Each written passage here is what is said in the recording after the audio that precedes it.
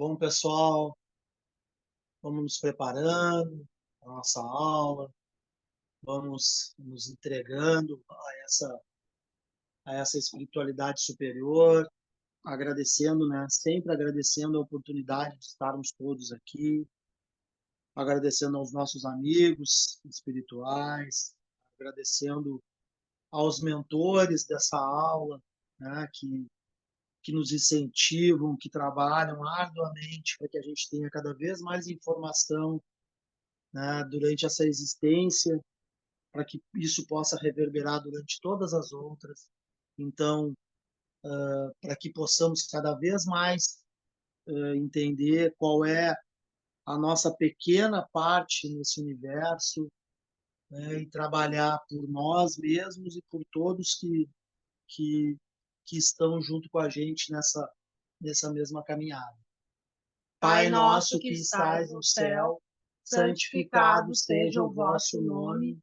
venha Venha a a nós nós o o vosso vosso reino, reino, seja seja feita feita a a vossa vossa vontade, vontade, assim assim na na terra terra como como no no céu. céu. O O pão pão nosso nosso de de cada cada dia dia dai-nos dai-nos hoje, hoje. perdoai Perdoai as as nossas nossas ofensas, ofensas, assim assim como como nós nós perdoamos perdoamos a a quem quem nos nos tem tem ofendido. ofendido.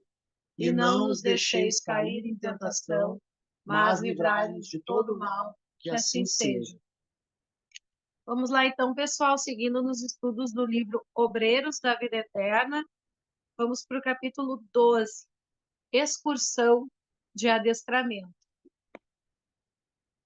Nosso orientador sediara-nos a tarefa na casa transitória de Fabiano, deliberando, porém, que as nossas atividades na crosta tomassem como ponto de referência o lar coletivo de Adelaide, onde realmente os fatores espirituais eram mais valiosos. Aqui, esclarecera-nos de início, nos sentiremos à vontade. A organização é campo propício às melhores semeaduras do espírito e oferece-nos tranquilidade e segurança.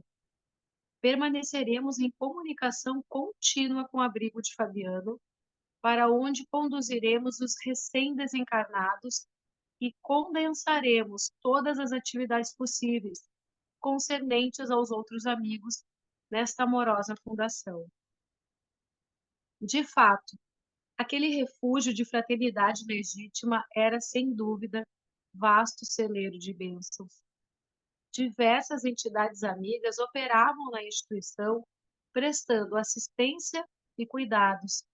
Encontrava ali um dos raros edifícios da crosta de tão largas proporções, sem criaturas perversas da esfera invisível.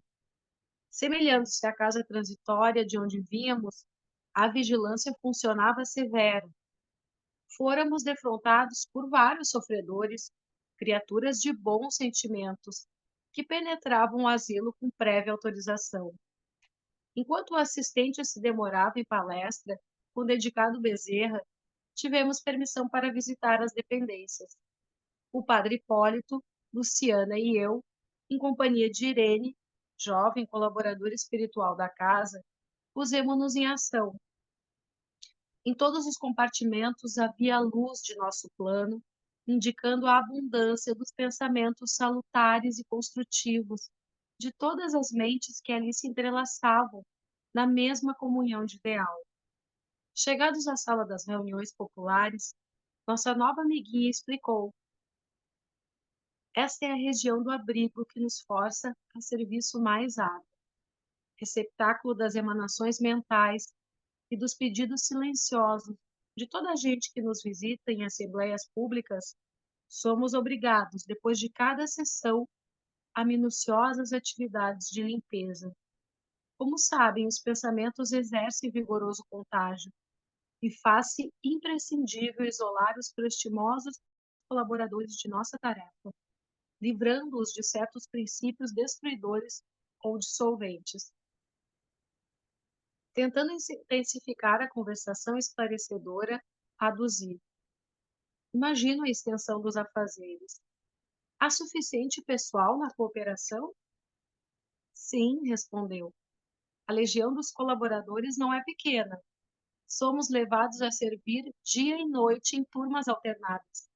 Temos sessões de assistência aos adultos e às criancinhas. Vislumbrava ali, porém, tão grande número de trabalhadores de nosso plano que, por momentos, graves reflexões me afloraram ao cérebro. Tanta gente a contribuir, apenas no sentido de amparar algumas dezenas de crianças desfavorecidas no campo material.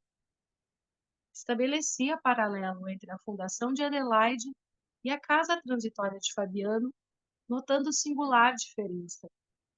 Lá, os rigorosos serviços de sentinela, o gesto de energia, a atenção do pessoal verificavam-se em virtude das necessidades inadiáveis de certa quantidade de infelizes desencarnados, para os quais a caridade constituía lâmpada acesa, indispensável à transformação interior. Aqui, porém, via somente criaturinhas tenras que reclamavam de imediato, acima de qualquer outra medida, leite e pão, primeiras letras e bons conselhos. Valeria, assim, o dispêndio de tanta energia de nossa esfera? Mesmo assim, a delicada colaboradora, aprendendo minhas indagações íntimas, ponderou: cumpre-nos reconhecer, todavia, que esta obra não se dedica exclusivamente às necessidades do estômago e do intelecto da infância desamparada. Os imperativos da evangelização preponderam aqui sobre os demais. Para infundir espiritualidade superior à mente humana, urge aproveitar realizações como esta, já que é muito difícil obter espontâneo arejamento da esfera sentimental. Valemo-nos da casa, venerável e seus fundamentos de solidariedade cristã, como núcleo difusor de ideias salutares. A fundação é muito mais de almas do que de corpos, muito mais de pensamentos eternos do que de coisas transitórias. O diretor, o cooperador e o abrigado, recebendo as responsabilidades inerentes ao programa de Jesus, instintivamente se convertem nos instrumentos vivos da luz de mais alto. Satisfazendo necessidades corporais, solucionamos problemas espirituais. Entrelaçando deveres e dividindo-os com os nossos irmãos encarnados, no setor de assistência, conseguimos criar bases mais sólidas da semeadura das verdades imorredoras. Realmente, as outras escolas religiosas não se esqueceram de materializar a bondade em obras de alvenaria. A Igreja Católica Romana dispõe de institutos avançados, sob o ponto de vista material, abrigando a infância desfavorecida. Entretanto, aí as concepções espirituais não se desenvolvem, acanhadas que ficam nos moldes tirânicos dos dogmas obsoletos. O trabalho, pois, na maioria dos casos, circunscreve-se ao simples armazenamento de pão efêmero. As igrejas protestantes possuem, por sua vez, grandes colégios e congregações, distribuindo valores educativos com a juventude. Todavia, suas organizações se baseiam quase sempre mais na letra dos conceitos evangélicos do que nos conceitos evangélicos da letra. Irene sorriu, fez ligeiro intervalo e continuou. Não desejamos menosprezar os serviços admiráveis dos aprendizes do Evangelho nos variados campos religiosos. Todos são respeitáveis, se levados a efeito pelo devotamento do coração. Desejamos apenas destacar os valores iluminativos. Nos primórdios da obra cristã, não faltavam prestigiosas providências da política imperial de Roma, a fim de que os famintos e esfarrapados recebessem trigo e agasalho, e até mesmo preceptores seletos, filiados a famosos centros culturais de gregos e egípcios. Porém, no intuito de incentivar a obra de legítima iluminação do espírito, Simão Pedro e os companheiros de apostolado obrigaram-se a longo programa de socorro aos infortunados de toda sorte. Nem todos os seguidores do Evangelho procediam das altas camadas sociais do judaísmo, como Gamaliel, o venerando rabino cujo intelecto desenvolvido encontrou o mestre. A maioria dos necessitados entraria em contato com Jesus através da sopa humilde ou do teto acolhedor, lavando leprosos, tratando loucos, assistindo órfãos e velhinhos desamparados.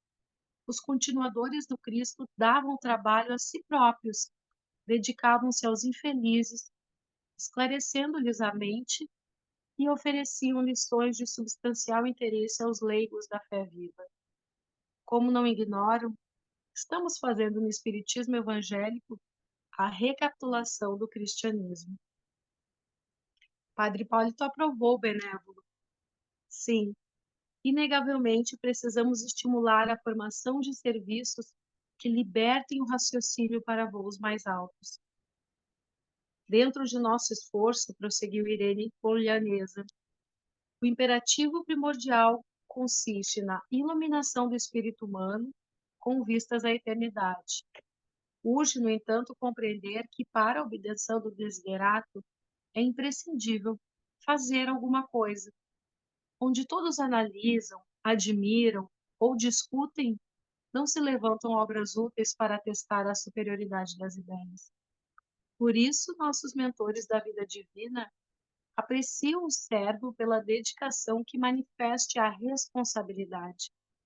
O necessitado, o beneficiário, o crente investigador virão sempre aos nossos centros de organização da doutrina.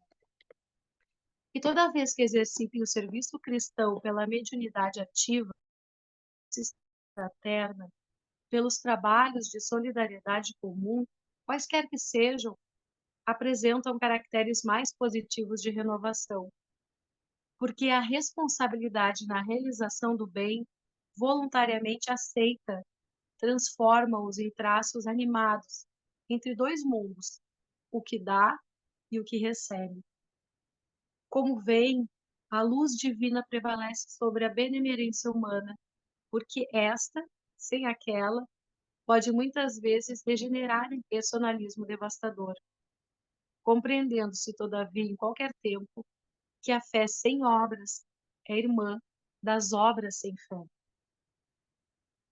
Continuou Irene em sua brilhante argumentação, ensinando-nos vivaz a ciência da fraternidade e do entendimento construtivo. Ouvindo-a, percebi, acima de toda a preocupação individualista, que a difusão da luz espiritual na crosta terrestre não é ação milagrosa, mas edificação paciente e progressiva. As casas de benemerência social, sobre as águas pesadas do pensamento humano, funcionam como grandes navios de abastecimento à coletividade faminta de luz e necessitada de princípios renovadores. Passei a ver o estômago dos pequeninos em plano secundário, porque era a claridade positiva do Evangelho que inundava agora minha alma, convidando-me à contemplação feliz do futuro maior. Caíra a noite e continuávamos em companhia da estimada irmã que nos apresentava a instituição, comentando-lhe com oportunidade e sabedoria o salutar programa. Observamos os serviços espirituais que se preparavam ante a noite próxima. Aqui eram cuidadosas preceptoras desencarnadas que reuniriam as crianças nos momentos de sono físico e ensinos benéficos. Acolá eram benfeitores diversos, a buscarem irmãos para experiências e dádivas preciosas nos círculos de nossa movimentação. Refundi minha apreciação inicial, enxergando mais uma vez naquele instituto abençoada escola de espiritualidade superior pelo ensejo de semeadora divina que proporcionava aos missionários da luz. Decorrido longo tempo, já à noite fechada, o assistente Jerônimo convocou-nos ao serviço. Irene acompanhou-nos à Câmara de Adelaide, onde o nosso dirigente se encontrava em conversação com outros amigos. Foi breve nas determinações. Após ouvir a nova amiguinha, que se colocava à nossa disposição para qualquer concurso fraterno, recomendou a Luciana e a Irene trouxessem a irmã Albina, ao passo que o padre Hipólito e eu deveríamos conduzir Dimas, Fábio e Cavalcante àquele compartimento, de onde seguiríamos para a casa transitória de Fabiano em excursão de aprendizado e adestramento. Ambos os grupos partimos em direção diversa. Utilizando a habilitação com maestria, Hipólito interrogou-me bem-humorado. Já participara você de serviço igual ao de hoje? Confessei que não, rogando-lhe esclarecimento. É fácil, tornou. Os que se aproximam da desencarnação nas moléstias prolongadas comumente se ausentam do corpo em ação quase mecânica. Os familiares terrestres, por sua vez, cansados de vigílias, tudo fazem por rodear os enfermos de silêncio e cuidado. Desse modo, não é difícil afastá-los para a tarefa de preparação. Geralmente estão hesitantes, enfraquecidos, semi-inconscientes, mas nosso auxílio magnético resolverá o problema. Conservar-nos-emos nas extremidades, segurando-lhes as mãos e, impulsionados por nossa energia, volitarão conosco sem maiores impedimentos. Recebi a explicação com interesse e em breve penetrávamos a modesta residência de Dimas. Aliviado por injeção repousante, não encontramos dificuldade para subtraí-lo à atenção dos parentes. Notando-nos a presença, sondou-nos a disposição fraterna e perguntou: Oh, meus amigos, será hoje o fim? Como tenho suspirado pela libertação. Não, meu caro, acentuou Hipólito sorrindo. É preciso tolerar mais um pouco. O descanso, porém, não tardará muito. Venha conosco, não temos tempo a perder. O ex-sacerdote recomendou-me tomar a dianteira e, de mãos dadas os três, rumamos para o rio em busca da moradia de Fábio. Não se registraram obstáculos. Em reduzidos instantes, tomamo-lo à nossa conta. O companheiro ligou-se prazeroso à pequenina caravana. Ia tomar o caminho do hospital, de modo a procurar o terceiro, quando Hipólito ponderou. Não convém conduzir todos de uma vez. Cavalcante permanece em grave desequilíbrio, exigindo cooperação mais substancial. Em vista disso, os caloemos na segunda viagem. Lembrando-lhe os desvarios, não tive recurso senão concordar. De regresso à câmara de Adelaide, encontramos os demais à nossa espera. Irene e Luciana haviam trazido Albina para os trabalhos preparatórios. Sem perda de tempo, demandamos a grande casa de saúde em busca de Cavalcante. Hipólito adivinhara. O doente mostrava-se muito aflito. Bonifácio, ao lado dele, cooperava devotadamente conosco para desprendê-lo temporariamente do corpo oprimido. O enfermo, no entanto, se deixara tomar por horríveis impressões de medo, dificultando os nossos melhores esforços. Após trabalho ingente de magnetização do vago e, em seguida, a ministração de certos agentes anestesiantes destinados a propiciar-lhe brando sono, retiramo-lo do corpo, que permaneceu sob os cuidados de Bonifácio. Em minutos rápidos, punhamos-nos de regresso. Com a aquiescência de Jerônimo, alguns amigos dos enfermos a acompanhar-nos-iam à casa transitória. Dos 5 doentes, Adelaide e Fábio eram os únicos que revelavam consciência mais nítida da situação.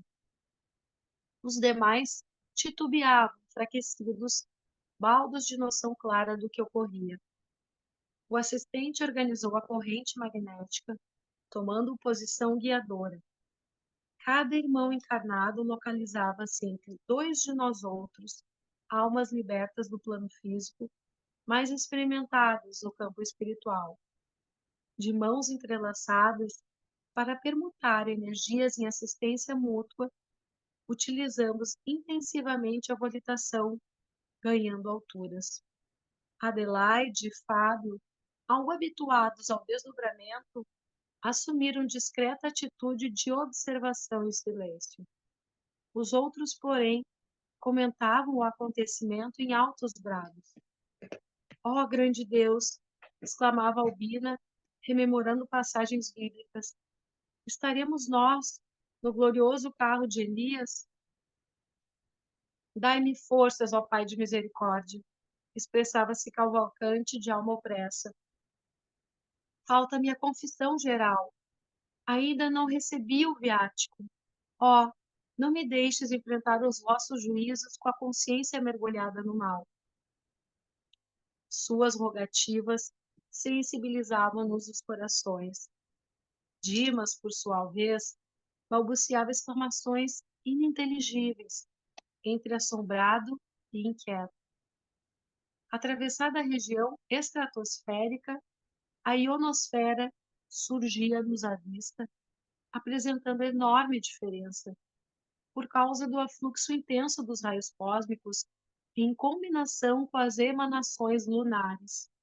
Espantado, Dimas perguntou em voz alta: Que rio é este?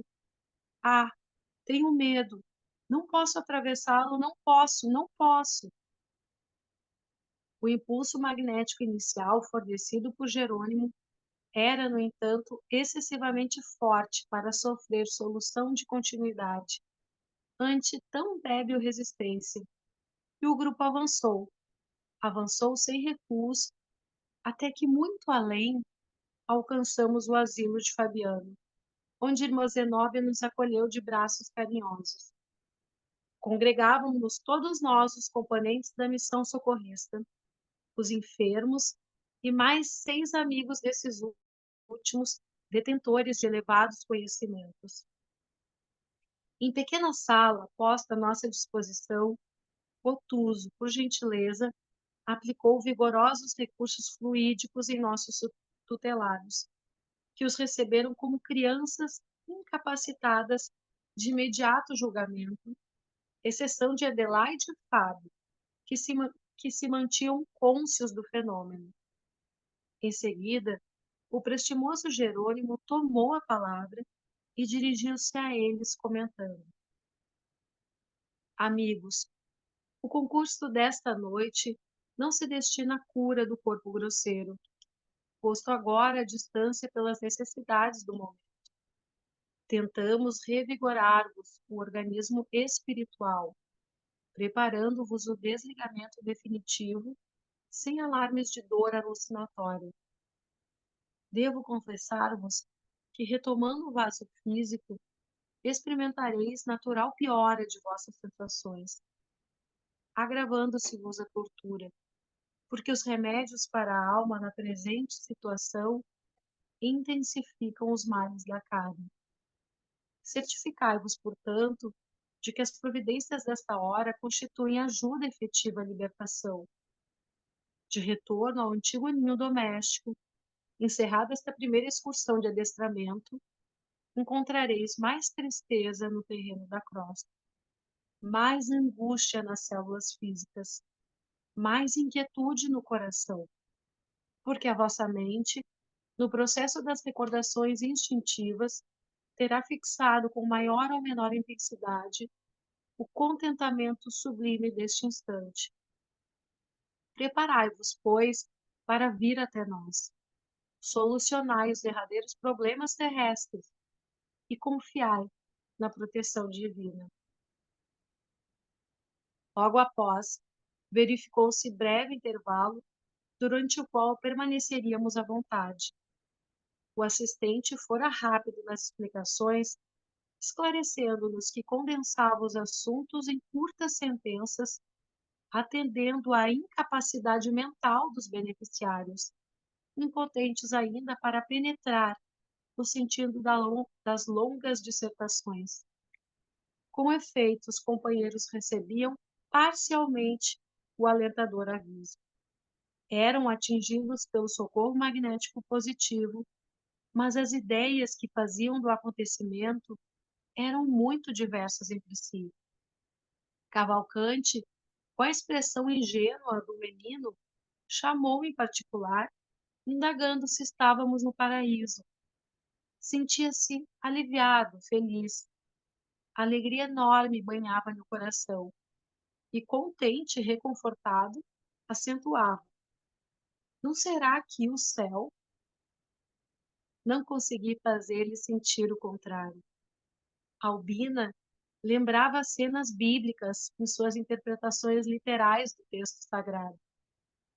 Depois de observar o nevoeiro exterior, circunspecta, perguntou a Luciana se aquela era a casa do Senhor, mencionada no capítulo 8º do primeiro livro dos Reis, em vista da nuvem de matéria densa que cercava a paisagem.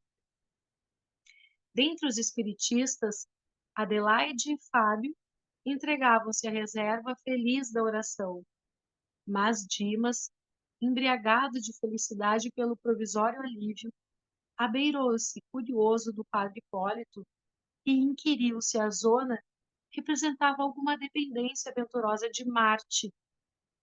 O ex-sacerdote esboçou largo sorriso e respondeu complacente: não, meu amigo, isto aqui ainda é a Terra mesmo. Estamos muito longe dos outros planetas. Trocamos inteligente olhar que traduzia bom humor. Antes de nossas considerações, talvez desnecessárias, Jerônimo interveio, acrescentando: o plano impressivo da mente grava as imagens dos preconceitos e dogmas religiosos com singular consistência.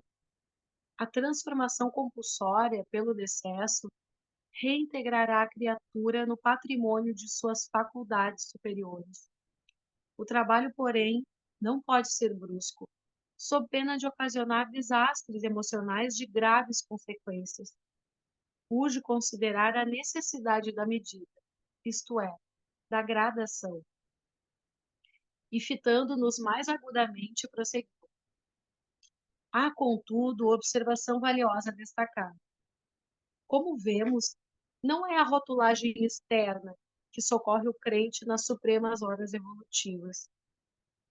É justamente a sementeira do esforço próprio, dos serviços da sabedoria e do amor que frutifica no instante oportuno, através de providências intercessórias ou de compensações espontâneas da lei, que manda entregar as respostas do céu a cada um por suas obras. Todo lugar do universo, portanto, pode ser convertido em santuário de luz eterna, desde que a execução dos divinos desígnios seja a alegria de nossa própria vontade. Fim da colheita de preciosos ensinamentos, começamos a regressar, terminando assim a nossa feliz excursão. Devolvendo os enfermos aos leitos de origem, verificamos as impressões diferentes de cada um. Fábio demonstrava infinito conforto no campo íntimo. Cavalcante acordou no organismo de carne, pensando em recorrer à Eucaristia pela manhã. E Dimas, ao despertar junto de nós, chamou a esposa e afirmou em voz fraca: ó, como foi maravilhoso meu sonho de agora! Vi-me à beira de rio caudaloso e brilhante, que atravessei com auxílio de benfeitores invisíveis, chegando em seguida à grande casa cheia de luz. Pousou a descarnada mão na testa úmida e exclamou: ah, como desejaria lembrar-me de tudo! Tenho a impressão de que visitei um mundo feliz, recebendo ensinamentos de grande significação, mas a cabeça falha. A companheira tranquilizou-o, exortando-o a dormir.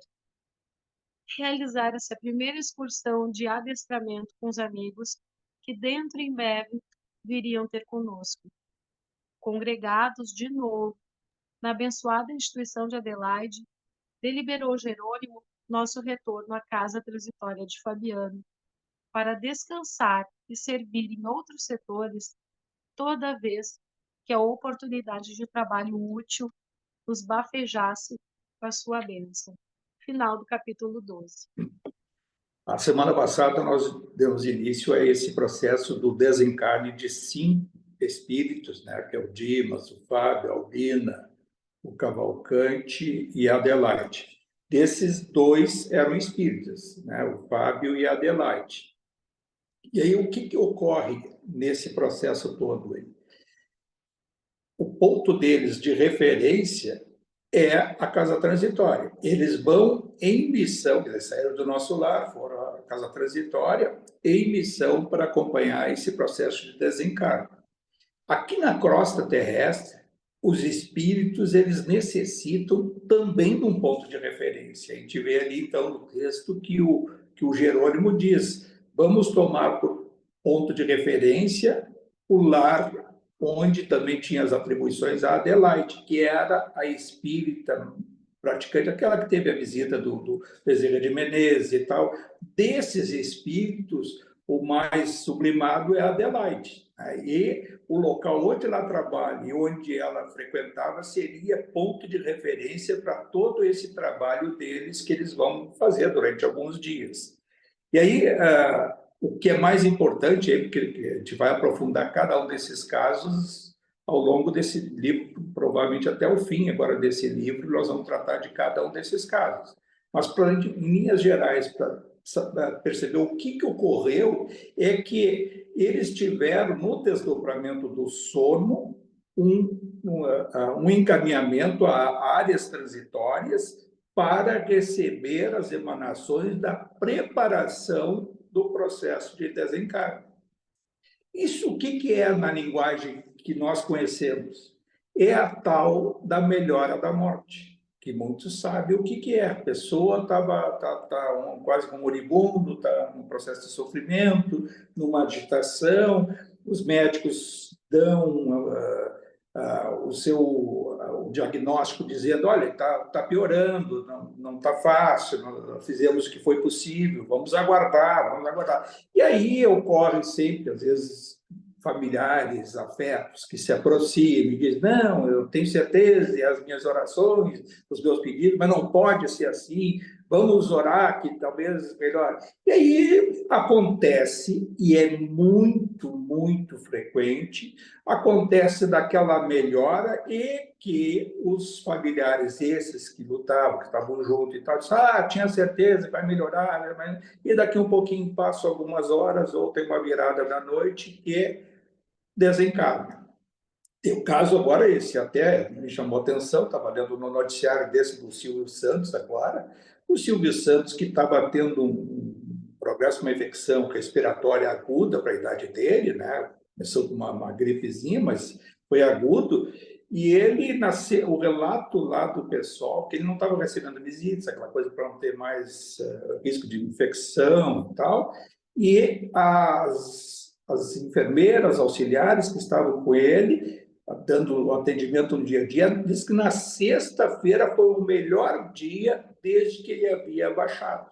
A sexta-feira. E aí, na madrugada seguinte, por volta das 5 da manhã, desencarnou. A melhora da morte. Ou seja, esse processo que é costumeiro ocorrer com os espíritos, quando estão nesse processo de falecimento, que vai falecer o seu fluido vital, de falecimento das suas células do corpo físico, e que o falecimento final vai ser com a dissipação do chamado segundo corpo, que não é corpo, que é o duplo etérico, que aí se dá o processo final do desencarne. Isso nós já até em outras obras já estudamos e já mencionamos e referimos várias vezes, né? Sabemos que dessa forma é que se dá, lento e gradual, como sabemos também que de diversas formas reencarnamos, de diversas formas desencarnamos, mas em linhas gerais é isso aí, a gente está estudando 5 casos, desses 5 casos que são pessoas boas, né? Espíritos bons, cada um com a sua fé, cada um com a sua forma de agir, com isso, uns mais vocacionados, outros menos, outros cristalizados como essa Albina, que é a presbiteriana evangélica, que praticamente deve ter decorado o Antigo Testamento, né, as Escrituras, e para tudo encontra uma forma de referir. É isso, aquela coisa assim, um pouco já que vai quase que no fanatismo religioso. Isso que até, muitas vezes a gente é um cuidado que nós temos que ter. Eu procuro, por exemplo, que eu leio, procuro ler muito, estudar, e não entrar nesse campo da repetição que nos leva, talvez, a um monoteísmo, e sim de ampliar nossa visão. Como é até um assunto que nós vamos procurar hoje tratar aqui, que eu até referi no início, essa questão dos extraterrestres, das vidas em outros planetas e assim por diante. Procurar, através do estudo, através do contato com o assunto teórico, abrir a sua dimensão psíquica para procurar abrir a sua mente a outras possibilidades, porque não existe a verdade absoluta sob o ponto de vista da nossa visão. A nossa imperfeição impede a nossa compreensão de grande parte das coisas do universo. Nós sabemos infimamente coisas em relação ao universo. Então, nesse texto que nós vamos aprofundar nos próximos capítulos, né, fica assim essa mensagem de que há o ponto de referência e que os espíritos até dizem que muitas vezes quando nós falta uma referência para nós, nada melhor do que a gente pensar em ambientes bons, ou seja, quem tem como referência, seja onde for, tá? O cara que é religioso, é lá o católico, é o evangélico, o espírita, né? Se sente bem na casa, nossa, o Lucas de Assis, tem lá boas lembranças e, olha, momentos bons, quando estava lá, ouvindo uma palestra, tomando um passe ou num atendimento, está no momento de falta de referência, fraquejando a sua fé ou se sentindo desamparado, pensa nesses ambientes. Alguns podem sublimar isso de outras formas. Lá visitou a igreja tal e se sentiu muito bem. Pensa nesse ambiente. Visitou, teve a graça de visitar lá na Úmbria, Francisco de Assis, lá na Úmbria, todos aqueles o santuário dele lá, e muitos, quem vai até lá e diz que sente uma emoção que jamais vivenciou, pensa nesses ambientes, porque essa conexão nos coloca em sintonia com os espíritos que estejam lá dando a sua assistência. Isso é permanente, e é isso que faz ali o Jerônimo para eles. Olha, a nossa referência é a casa transitória, mas para essa tarefa nós vamos utilizar a nossa referência, o ambiente da Adelaide. Então, isso serve para nós, porque quando a gente está sentindo, eu estou sem referência, claro que melhor é já pensar direto em Jesus e tudo, mas aquele desamparo que nos dá é de pensar em coisas boas em ambientes bons, que nos fazem bem à nossa mente. Então, isso nós vamos agora aprofundar adiante nos próximos capítulos, no caso de cada um desses desencarnes, e agora para tratar uma situação que muitas vezes a gente já referiu, e aí eu estava também pensando, nesse último fim de semana, eu recebi uma mensagem, um textão aí, mais um link, de palestras, de pessoas que falam em ETs, em extraterrestres, e aí pessoas até com uma determinada bagagem que fazem referências com razão, dizem, mas pode, aí a doutrina, os espiritualistas, os ufólogos dizem que tem vida em outros planetas, mas essas sondas já estão aí praticamente filmando a crosta desses planetas e não tem nada. E como é que se dá isso? Bom, a provocação, ela tem, eu acho que tem uma determinada dose de relevância, até porque eu, sinceramente, há muitos anos, lá na primeira fase minha de contato com a doutrina, quando eu li o Livro dos Espíritos, tem aquela parte que fala da vida em outros planetas. Naquela época, claro que não se tinha o conhecimento que se tem hoje, sob o ponto de vista aí do cosmos, né? Mas também me provocou aquela situação, pô, mas o Kardec, a resposta que o Espírito da Verdade dá para ele, ela é bem concreta, a existência de vida nos mundos extraterrestres. Claro, clarificou assim, são 2 ou 3 perguntas que dão essa resposta e fica meio por cima. Bom, eu sabia que esse assunto ela foi tratada também nas revistas espíritas. Nós temos aí, durante praticamente quase 10 anos, o Kardec, a cada mês, publicava as revistas, revista espírita, e cada mês ele dava publicação a cartas que ele recebia, a consultas que ele fazia a diversos espíritos em sessões com médiums diferentes, em ambientes diferentes, que ele tinha muito cuidado. O Kardec, ele era um professor, um intelectual, que ele tinha muito cuidado a extrair um determinado pensamento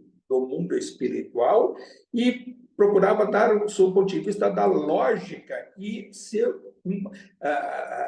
dar como consequência, como oportunidade às pessoas que tivessem contato com esses estudos, a fé raciocinada. Tinha que ter um raciocínio lógico. Isso sempre, isso que é a grande vantagem da doutrina, que nos dá essa, além de ela nos consolar, ela dá uma explicação sobre o ponto de vista científico, concreto, do porquê, e onde nós não temos a resposta, nós temos que provocar até encontrarmos a resposta. Isso é uma coisa incrível, porque aí, com essa provocação que eu recebi, aí eu procurei estudar onde trata, à luz da doutrina do Kardec, kardecista, espiritismo. O espiritismo só é do Kardec, espiritualismo, o leque é maior. E aí eu fui até no YouTube, em outros assuntos teóricos, tem aí a Revista Espírita de 1862, que trata desse assunto, né? Um dos meses lá de 62, que é essa revista.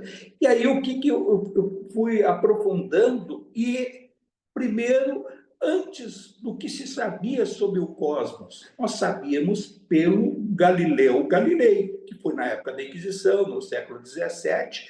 O Galileu Galilei foi o primeiro a se manifestar à luz da ciência em dizer que não era a Terra o centro do universo e que o Sol e a Terra eram apenas uma pequena parte do universo. Bom, a Igreja, na época, provocada, chamou o Galileu, foi aberto processo contra ele, ele ia para a fogueira. E o Galileu talvez tenha sido daqueles que não quis, né? Ele sai, ele foi provocado, ele ia para a fogueira, ele ia ser queimado na fogueira por estar falando que o centro do universo não era a Terra e não era o Sol. Bom, e ele disse, não, então tá, talvez eu tenha me equivocado e tudo, e vou deixando, e foi isentado, até pelos seus conhecimentos e tal, respeitado.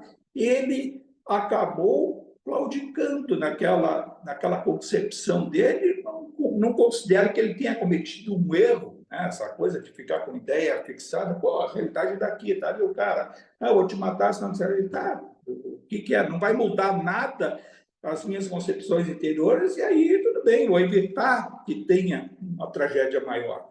O Galileu Galilei viveu naquela época, no século XVII, e ele reencarnou na França na figura do Camille Flammarion, que foi um cientista que vocacionado, ou seja, ele já desde adolescente, ele tinha um interesse muito grande, né, das coisas do estudo, de coisas da natureza, olhar as estrelas. Ele ficava ficcionado durante a noite, quando o céu estava limpo, ele ficava olhando as estrelas, de uma coisa que atraía. Então, ele não sabia que era o Galilei, né? Então, ele, naquela época, com os seus... Claro, aquela coisa, as coincidências não existem, né? Essa lei da atração. Ele, mais adiante, conheceu Kardec, ele conheceu Leon Denis, bem lá depois adiante, vários dos estudiosos do magnetismo que estavam levando aos estudos mais aprofundados do próprio Kardec, e acabam esse grupo de espíritos encarnados acabam se juntando sem perceber o porquê, porque o Kardec estava fazendo em paralelo aos seus estudos e compartilhando mais adiante com o Camille Flammarion, e tinha os seus estudos aprofundados, mas tinha uma mediunidade aguçada que ele percebe mais adiante quando ele à luz da sua compreensão de vivenciar os grupos mediúnicos, ele também passa a ter a capacidade de receber informações de espíritos. Há um espírito que se comunicava muito com ele, quando ele depois desenvolveu a mediunidade, educando, né, a sua vocação, o espírito de Lumen. E aí, como a curiosidade dele sempre era pelo cosmos, as perguntas dele, as coisas que ele vivenciava no seu campo mental, de curiosidade, de coisa assim, de querer saber mais e mais, os espíritos passaram a dar para ele algumas respostas. Bom, o que passa o Camilo Flammarion, que até foi muito admirado, ele teve... ele compartilhou muito conhecimento com o Dom Pedro II no Brasil. E Dom Pedro II, quando esteve em Paris e tudo, e condecorou o Flammarion, lá, o cientista Flammarion, e os dois têm cartas aí, isso eu vi até as cartas publicadas na internet, do um para o outro, eram amigos, se tornaram amigos, né? E veja só, que a gente fala do Dom Pedro II, tem esse livro aí, né, aquele lá, Brasília, lá, da Dom Pedro II e outras coisas, todas as coisas vão se encadeando, né? Tudo naquela época que era o Dom Pedro II, Longinos, aquele que deu a estocada em Jesus e tal. Bom, aí esse bolsão, né, pode-se dizer assim, kármico, mas não kármico do seu ponto de vista da expiação, mas sim de oportunidade para expandir o conhecimento para a nossa civilização humana. O Kardec, quando é provocado pelo Flammarion, ele diz para o Flammarion, olha, vai procurando mais conhecimento com esses espíritos, através de determinados médios, e vai anotando. E aí se sabe, aí tem os livros do Flammarion, que publicou essas comunicações que recebeu do Lumen, do espírito de Lumen, e o Kardec, mais adiante, provocado por outras cartas que recebia do mundo todo, provocou espíritos também para perguntar sobre a vida em outros planetas. E aí há a invocação de alguns espíritos e aparece um deles, que foi o mais lógico, o que mais externou assim, respostas para diversas perguntas do Kardec para ele, que foi o Amadeus Mozart, o músico Mozart.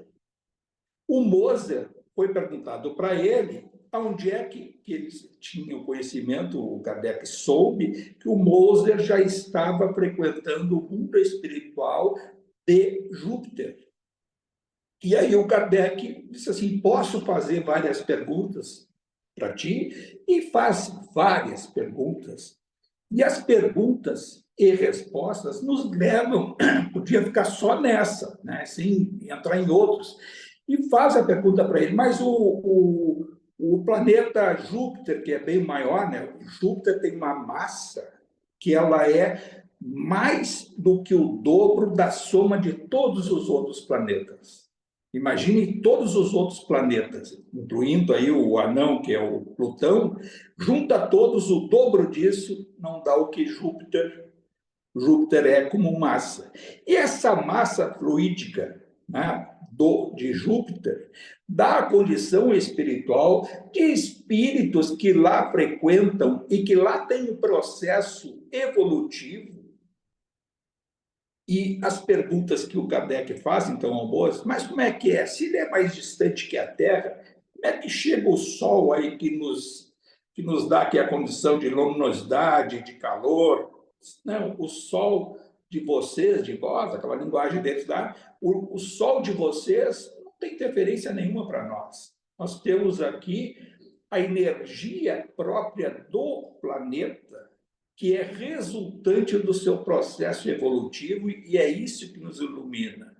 Nós não temos as estações do ano, nós temos um ambiente harmônico durante, na linguagem de vocês humanos, dos 365 dias por ano, uma mesma temperatura amena. E aí a pergunta para ele, mas como se dá o processo aí de reencarnação? Se dá da mesma forma como daí. Mas o processo, ele se dá de desgaste ou não? Não, os corpos que vocês chamam de corpo físico aqui são com dimensões maiores, se aproximam por volta, em média, de 2 metros e pouco. Quanto tempo leva cada encarnação? De 3 a 5 séculos. Olha só. Mas podem espíritos daí virem para cá? Sim, como vários de vós. Já tiveram, o próprio Mozart teve ali, você estava lá antes, ele não explica, até ele deixa coisas que ele não responde, coisas que ele disse, não tenho ainda essa informação, não me é dado a oportunidade de externar nesse momento. E os espíritos que saem daí e vão para outros planetas, vão em missão. Vejam só que coisa curiosa. Mas, então, os componentes da natureza não são iguais aos da Terra, são muito mais etéreos, que os vossos olhos não percebem. E não há mecanismos, naquela época, não há mecanismos que a própria ciência daí tenha para captar esse grau de evolução. E aí, estou falando de Júpiter, que é o planeta mais desenvolvido do Sistema Solar. Os 2 planetas menos desenvolvidos no Sistema Solar é Plutão e a Terra. Plutão e a Terra. Outros não são tão evoluídos como Júpiter, mas em alguns aspectos são muito mais evoluídos do que a Terra. Aí eu estava vendo desse texto, quando vai lá o Cavalcante, né, e pergunta, estaria... Não, o Dimas pergunta se estaríamos em Marte, tudo aí dá esse link de fazer, por que Marte? Mas por que falar em Marte? Marte, nós temos uma obra do Humberto de Campos, né, de Novas Informações do Mundo Espiritual. O Humberto de Campos fez uma viagem até Marte. Só que ele foi de cápsula até lá, ele foi com aerobus, né? Ele foi até Marte e relata nessa obra dele, nesses capítulos, que não é todo o livro que trata, e ele relata minuciosamente o que ele vivenciou e passa ele a dar nomes a determinadas cidades de Marte. E hoje nós temos concretamente isso, não naquela época do Humberto de Campos e não na época do Kardec, nós sabemos hoje que Marte é aquele planeta vermelho. O Humberto de Campos disse, olha, aqui prepondera uma psicosfera avermelhada, mas é muito interessante. E aí é perguntado para ele relata dos mares, dos rios, da natureza, das pessoas, da organização cosmopolita de várias cidades e tal. Parece coisa de ficção ou coisa de gente fora da casinha. Mas aí também, eu fazendo essa reflexão, disse assim, então tal, o Kardec é o Humberto de Campos, é o outro caso que a doutrina fala de um dos planetas, numa obra escrita, psicografada em 1935, da mãe do Chico Xavier, Maria João de Deus, Cartas de uma Morta. É a primeira obra do Chico Xavier, que foi ali entre aquelas das poesias, Panás do Além-Túmulo, e ela passou para o Chico Xavier, o seu filho, né? Foi bem no início da mediunidade dele, porque ele começou com a mediunidade em 1927, e esse livro foi de 1935, ele era bem jovem. E a mãe dele passa relatos do mundo espiritual e diz, meu filho, vou te passar uma experiência que eu tive em visita a um planeta, e o planeta é Saturno. E ela descreve o planeta de Saturno, dos anéis, aquelas coisas, das luas e tal. Claro que aí é ela passando naquela época para ele e dando a descrição. Eu me lembro desse livro que eu li e também fiquei meio assim. Mas aí eu, nesse fim de semana, pensando sobre essas coisas assim, mas qual é a distância que eu tenho assim, de eu achar que tudo é uma loucura e que eles todos estão... Então está errado o Kardec, está errado a Maria João de Deus, está errado o Chico Xavier, que era o próprio Kardec, está errado o Flammarion, que falou com o espírito de Lume, o Humberto de Campos, que fez a viagem, relatou, e outras coisas, vale isso? Não, não. Há algo a mais que nós temos que agradecer hoje, que a gente tem da ciência para melhor compreender isso. E aí vem a tristeza de chegar a essa conclusão, e aí eu vendo na internet, no YouTube, vários assuntos que são tratados por ufólogos, gente que acredita, descreve que vai fazer isso, que veio outro, e vai isso, e vai chegar o momento, e aí os arturianos, e veio dos siríacos, ali lá de Sírios, e o veio do outro, e colocam uma concepção, mas nenhum desses procurou estudar à luz da doutrina que dá essa reflexão concreta de como se dá isso. E o que ocorre nesses planetas? Como está ali o Júpiter, que o Kardec pergunta ao Mozart, esse processo de reencarne e desencarne, que lá é 300, 500 anos, não importa, na crosta terrestre também nós reencarnamos e desencarnamos, e no mundo espiritual da Terra também nós desencarnamos e reencarnamos. Hoje nós temos essa coisa mais, essa notícia mais concreta, estão aí os livros. Meu filho nasceu no além, que lá do Paulino Garcia, ele e a Jamile, né? E que o filho veio do mundo espiritual da Terra e reencarnou lá onde está o Inácio Ferreira, reencarnou lá no centro obstétrico, lá do hospital, vinculado ao Hospital dos Médiuns, de 6 meses, porque lá é mais etéreo do que aqui. O Paulino é daqui, a Jamile é lá do Oriente, que ela foi resgatada em espírito lá de uma explosão que houve lá, de um ato terrorista, que foi o Odilon, lembra a história toda, por isso que as conexões que a gente tem que fazer, do que já leu, já estudou, e aí vai compreendendo, pô, mas o mundo da Terra, ao qual nós estamos vinculados hoje, e desencarnar na Terra, sim. E podemos no mundo espiritual, sim. E lá embaixo também, sim. E já tivemos várias vezes encarnando e desencarnando lá embaixo, porque não tínhamos a condição de reencarnar aqui na crosta. E o Kiko está chamando só um pouquinho. Aí lá desses planetas, todos existem, o que aí falta a denominação para nós, vamos chamar aqui de crosta terrestre, a crosta terrestre de Marte, de Júpiter, de Saturno e os outros planetas, lá em Plutão, eu não entendia, quando dizia lá o Chico Xavier, não, grande parte dos líderes da Segunda Guerra Mundial, e Hitler, inclusive, estão reclusos em Plutão e lá ficarão alguns séculos, tendo o seu processo de resignação dos seus erros para ter a condição mais adiante de recepção em mundos ao qual eles foram reprovados. E a gente fica assim, aprisionado numa prisão em Plutão. Bom, é um processo que o planeta, quanto mais inóspito, mais a energia é densa, menores são as condições de ascensão, de sublimação, porque é incompatível com o seu grau evolutivo. Essas situações, é difícil isso quando a gente vai falar com pessoas que não leram, não aprofundaram esses assuntos, mas tudo tem lógica.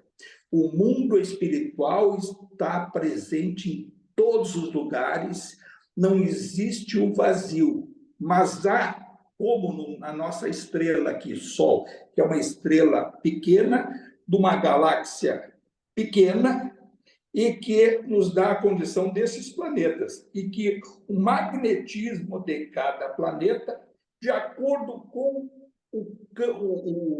o nível de matéria de cada planeta, dá a condição que espíritos vivenciem e realizem o seu processo evolutivo neles. Vai dizer, lá em Júpiter, mas quem está em Júpiter já está naquele processo, está há 300, 500 anos lá, está ascendendo e também tem a necessidade de galgar, de servir. Aí falam na doença, não há doenças porque não há sofrimento, não há mais do que extrair do seu passado para purgar, para expungir, para reviver. E sim, expandir seu ponto de vista cósmico ao Senhor. E também é uma referência a Jesus lá, como outros espíritos crísticos, né? Então, essa compreensão nossa de crosta terrestre, de mundo espiritual, de onde nós viemos e para onde nós vamos, vai ser nessa casca que logo de cima, e se for logo acima já é uma coisa boa, é uma sensação daqueles que estão lá. Por isso que a gente entende quando o Inácio Pereira é que tudo é igual, é só uma questão de mais ou menos matéria. É bem plausível isso, esses duplos, o duplo, quando a gente fala o duplo inferior, não sei se o Kiko já lesse lá aquela parte de Brasília inferior, né? Da Sim, crosta, sub-Brasília, tem a sub-Porto Alegre, a sub-São Paulo e assim sucessivamente. E para eles não há nada de choque, eles estão ali vivenciando, estão inseridos. Mas há espíritos, aí vai ver aquele o Chiquinho lá deles, lá, aquele que tem já uma vocação para ser ali o ponto de referência para a expansão do pensamento humanístico, mais transcendental e assim sucessivamente. O que serve de tudo isso para a nossa reflexão? Que cada um de nós possa ter a convicção, a consciência de procurar ser uma referência dessas, e nós não temos a compreensão, deixa louco, quando a gente tenta compreender o universo. Eu, sinceramente, procurei até ver, mas para compreender essa coisa do ponto de vista da física, da matemática, essa coisa de distâncias cósmicas, como é que nós temos hoje o James Webb que consegue captar tudo isso? E quem projetou aquilo ali? E esses cientistas que manipulam aquilo ali, nós não temos condições nem de ler os relatórios que são produzidos, mas quem conseguiu projetar, já antes disso, o telescópio Hubble? Por que o telescópio Hubble e o James Webb não conseguem captar coisas desses planetas nossos? Porque é uma mega mega lente que não consegue captar o que é pequeno, e a expansão deles é muito maior, e estão cada vez mais e pegando fotos de estrelas que não existem mais, e nós estamos aqui no nosso mundinho, e ainda há pessoas que dizem que nós somos os únicos do universo, e aí quando cada foto dessa que sai de Marte, que sai dessas sondas, viu só? E aí são aqueles que falam em outros planetas, mas não é os outros planetas para falar sob o ponto de vista. Sair de lá e vai receber a visita. A visita nós temos todas as vezes, está aí. Tem encarnados aqui que estiveram em outros, e daqui vão para lá. Pode uma nave ou um desses espíritos vir até nós? Pode. Pode e vem, segundo os espíritos, mas vem investidos com determinadas energias efêmeras e que vão realizar a sua tarefa, às vezes até para despertar, mas não aquela coisa, e vão deixar o seu lastro, o rastro, né, da sua manifestação. Sim, tanto é que há campos que ficam queimados, outros que falam isso e aquilo, são energias que vêm de outros planetas, sim. Mas isso, qual é o grau de importância para o crescimento da consciência ô humana? Francisco, Fala aqui. olha só, eu assino embaixo em tudo que tu disse e concordo, tá, com tudo que tu disse. A gente vem há alguns anos assistindo já esses vídeos, muito mais por curiosidade do que por um conhecimento assim. E existem vários palestrantes dessa linha aí. Vou te citar um, que é a Mônica Medeiros, que ela tem um conhecimento extremamente profundo, sabe aonde? Na doutrina espírita, tá? Na doutrina. Ela tem a nomenclatura. Tu conhece o espírita pela nomenclatura, né? Tu começa a falar com ele, se ele falar em horário vigiar, tu sabe que esse aí já leu alguma coisa, né? Ele fala em Chico Xavier, ele fala em Bezerra de Menezes, ele fala em algumas coisas. Então tu vê assim que alguns beberam lá na fonte no início.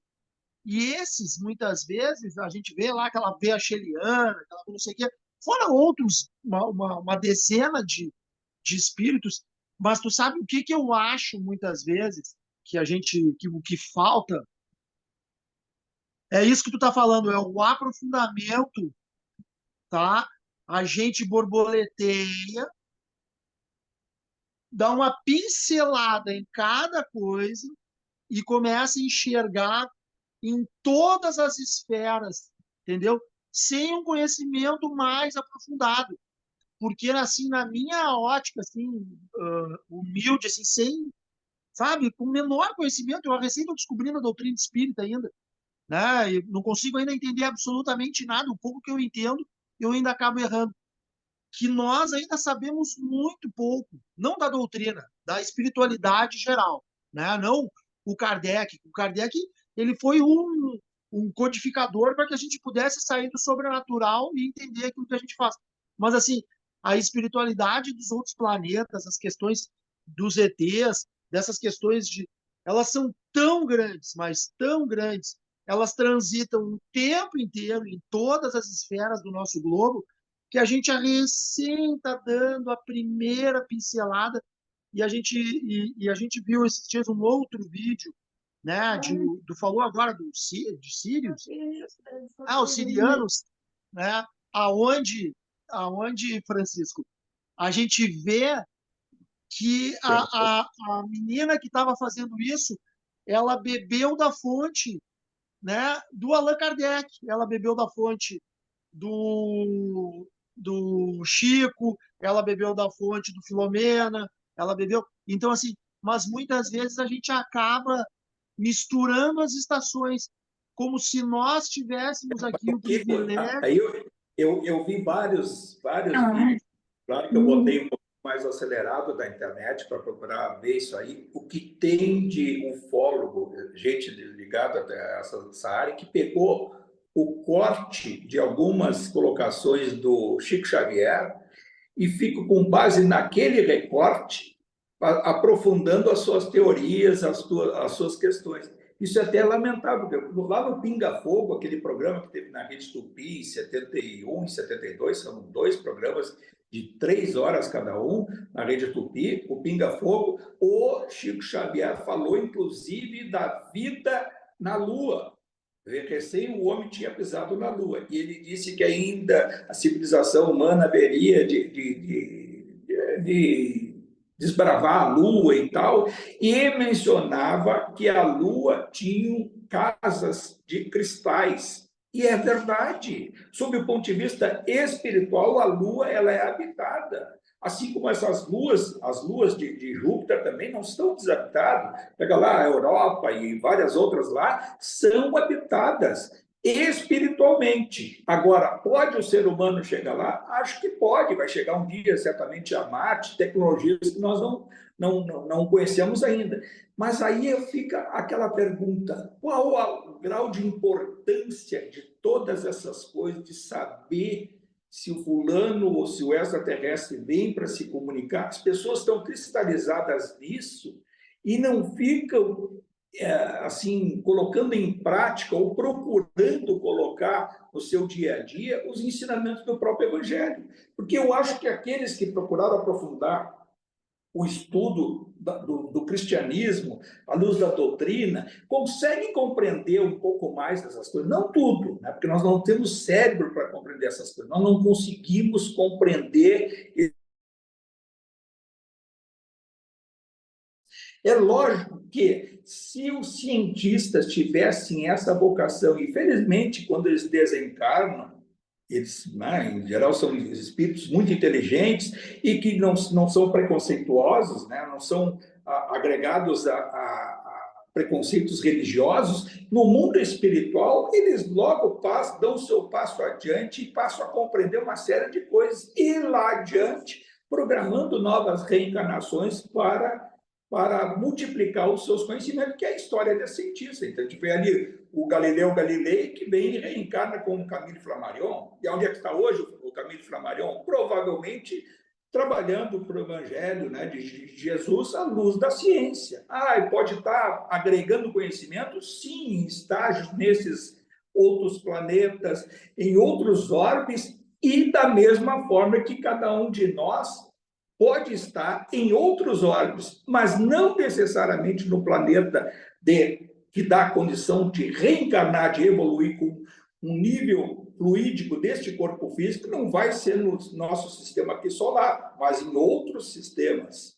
Então, essa é a concepção que eu acho que a gente tem que ter, não deve ser jamais uma conversa conclusiva, e sim de pensar, de refletir, de procurar compreender melhor, porque não é esse assunto do extraterrestre, dos ETs, ele não deve ser para colocar uma pedra em cima e afastar a discussão, mas trazer a discussão à luz de uma compreensão mais ampla. E essa compreensão mais ampla nos dá a condição também de absorver outras impressões, outros conhecimentos, outros estudos intelectuais que nos levam a outras reflexões. E eu acho que isso que é importante, e a cada um de nós estamos aqui num grupo de estudos, de procurar pensar nessas coisas à luz, né, dessa compreensão que se tem, como eu procurei ali, está lá no próprio Kardec, está lá nos livros que foram psicografados pelo próprio Chico Xavier, né, e muitas outras situações, como esses espíritas também, ou não espíritas, que trazem o seu conhecimento, os seus estudos na própria internet, né? E dá para a gente colocar um filtro e procurar sempre captar o que há de melhor. Eu acho que a gente já passou muito... Existe um brasileiro premiado físico, que é professor universitário, o Marcelo Gleiser, tá? Quem tiver a oportunidade de dar uma olhada. Ele é um físico ele é um astrofísico extremamente premiado, e ele está procurando a outra resposta que ele ainda não tem, a espiritualidade do cosmos, entendeu? Ele diz que falta, eu sigo ele no Instagram, e ele diz que falta alguma coisa que a ciência ela não consegue dar o próximo passo, entendeu? Ela tem uma dificuldade em explicar, entendeu?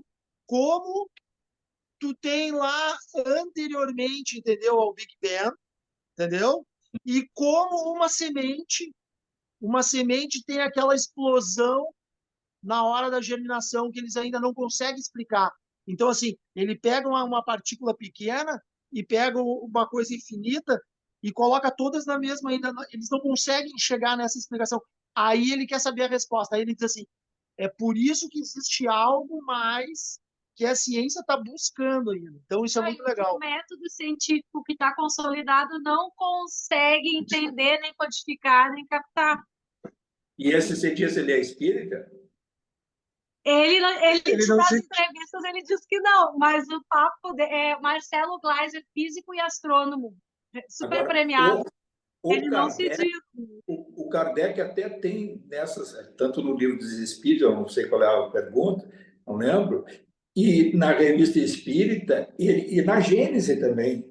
E ele chega a esses questionamentos e ele pergunta aos espíritos, e a resposta é dada para ele. Este elo de ligação está certamente com a resposta nessa conexão que vai haver da ciência com os aspectos transcendentais, que é da religião, né? Religião e ciência e filosofia, e esse grande elo é quando nós expandirmos esse estudo da doutrina.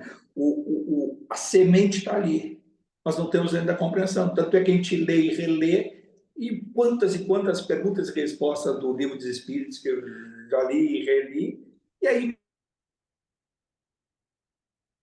eu me lembro disso aqui, eu fui ler, passei, e o em conexão, aí vai essa da revista, aí não tem. Então vou estar lá, eu tenho aqui os 12 livros, a única coisa que eu tenho guardada ali, é a revista Espírita codificada, são 12 volumes, e aí adianta ficar lendo? Não, do Evangelho segundo o Espiritismo, adianta ficar lendo direto? Não, mas vai indo e as coisas vão se encadeando.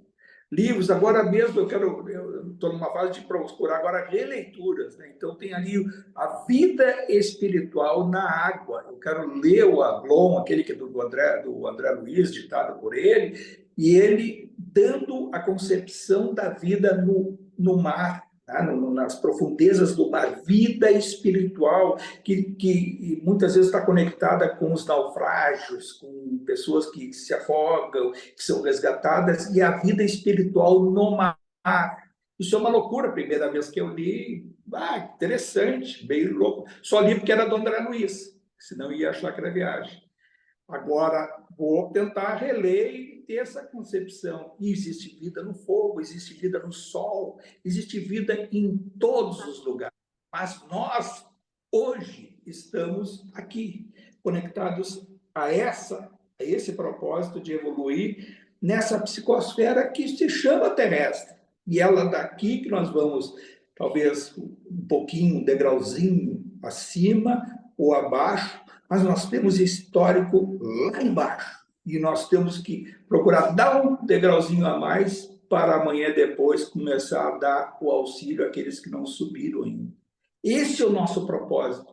Se a gente fizer esse mínimo, nós estaremos fazendo parte desse todo.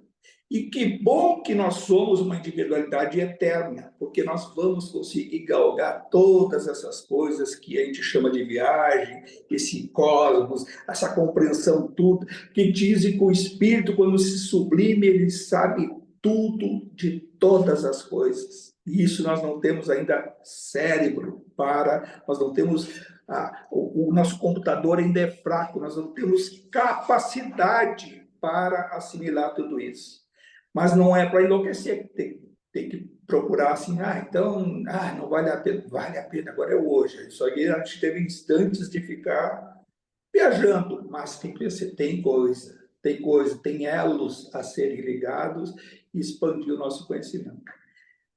Pessoal, desculpa por ter passado do horário, mas eu acho que era fundamental isso, porque a gente vai cada vez mais ouvir essas coisas, vai ter contato com isso, porque hoje o mundo da internet, da informação, ele vai se expandindo e chega até nós. E nós não estamos livres de receber a indagação de outros que convivem junto conosco, os nossos afetos, conhecidos. Qual é a visão da doutrina sobre isso? O que vocês acham? Nós não temos o direito de dizer assim, não acredito. Eu já disse, muitos anos atrás, não acredito. Mas não é o não acredito num sentido, não é do jeito que estavam querendo colocar para nós. Mas sobre o outro aspecto da espiritualidade, sim, acredito, mas com essas nuances, com essas referências, com essas reflexões. Mas não somos os donos da verdade. A verdade está com quem silenciou. Espírito crístico, aquele mais nobre que esteve entre nós, foi Jesus. E a ele nós emitimos agora a nossa gratidão eterna por termos a condição, a nossa individualidade, e conseguir ter o despertar da consciência, percebendo esse mundo, esse universo, essa imensidão do pensamento divino, ao qual cada um tem acesso. E este acesso vai ser perseguido de acordo com o poder, da vontade de cada um, com o compromisso e a responsabilidade de compartilhar esforços em procurar ser um espírito mais lapidado, que possa se vocacionar a seguir a palavra do Mestre Jesus. Pai nosso que estais nos céus, santificado seja o vosso nome. Venha a nós o vosso reino e seja feita a vossa vontade, assim na terra como no céu. O pão nosso de cada dia que nos dai hoje. Perdoai as nossas ofensas, assim como nós perdoamos a quem nos tem ofendido. E não os deixeis cair em tentação, e livrai de todo mal, Senhor. Assim seja.